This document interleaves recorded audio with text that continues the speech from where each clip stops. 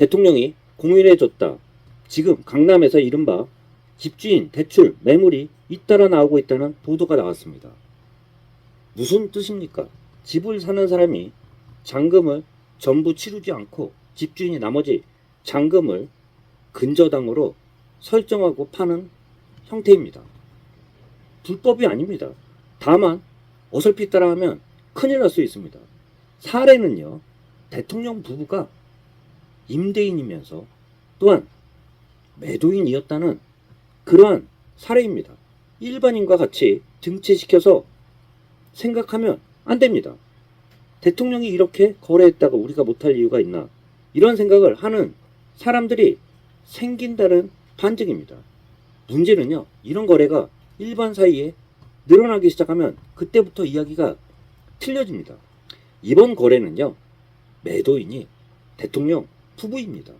매수인이 지급하기로 약정한 근저당권 안 갚을 확률 적습니다. 하지만 일반인 간의 거래라면요, 이야기는 완전히 틀려집니다.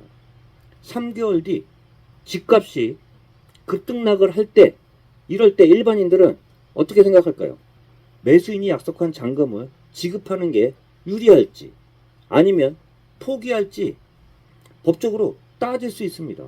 또한 세입자가 낀 매물이었는데요, 10월에 나가기로 했지만 막상 그때 이사비를 요구하거나 퇴거를 미룰 수도 있습니다. 그때 매수인과 매도인은 각자의 이익을 따지게 됩니다. 이번 거래는요, 대통령이 매도인이면서 임대인이라고 했습니다. 상대방인 임차인과 매수인이 약속 안 지킬 확률 높을까요? 저는 당연히 지킬 확률이 거의 높다고 봅니다. 그런데 이것을 일반인과 일반인데 거래로 등치시켜서 같이 따라할 수 있는 그러한 거래 형태일까요? 매우 위험한 거래 형태입니다. 결국 계약은요, 끝날 때까지 끝날 게 아닙니다. 명의를 넘겼으면 뒤가 찝찝하지 않게 모든 것을 동시행으로 해서 깔끔하게 끝내는 게 일반인과 일반인의 매매 형태입니다.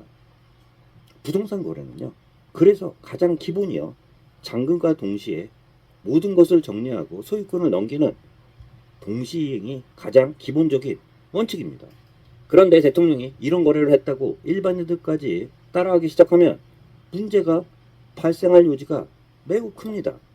집주인이 잔금을 못 받은 상태에서 소유권을 넘기고 매수인은 돈을 다 대지 않은 상태에서 집을 먼저 갖게 된다. 특약을 정했지만 그때 약속한 기일이 다가왔을 때 세입자가 문제가 생기고 당사자 간의 이해관계가 달라지면 그때부터 법적 분쟁이 시작될 수 있습니다. 대통령 부부가 했다고 해서 일반인들에게도 안전한 거래가 되는 것이 아닙니다. 오히려 이번 거래가 일반인들에게 이런 거래도 가능하다는 신호로 받아들여지게 된다면 앞으로 부동산 시장에 또 하나의 커다란 복잡한 변수를 만들 수 있습니다.